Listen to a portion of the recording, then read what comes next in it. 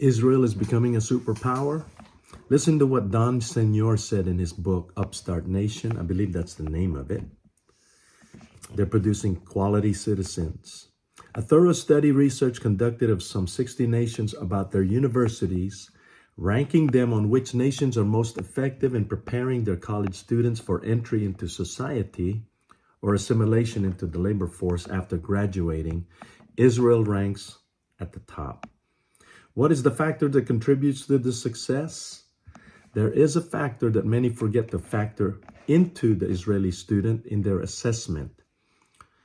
Israeli students possess leadership skills which they gained when they served in the Israeli military. 3 years for men, 2 years for women. They learned leadership. They learned what it means to have lives on the line. They learned what it means to manage millions of dollars of equipment. They learned to make decisions daily with imperfect information and lots of ambiguity. They learned what it means to truly take ownership of problems, not just say it's not my fault. This is what an Israeli 18, 19, 20-year-old is taught. And by the time they complete their military service, they've acquired thousands of hours of actual leadership experience not afforded other students around the world. Then they go into the universities. They are at a higher maturity level than most students entering college worldwide, after they've just had an incredible gain in perspective and experience while serving in the military. By the time they complete their college education, usually around 25, they then enter into the business world. It's actually not a fair comparison, as Israeli students are much better prepared as they enter into society. This is what Don SENOR said. The military is a tremendous resource for this very young nation, a resource that comes as a direct result of the hostility that exists in their region.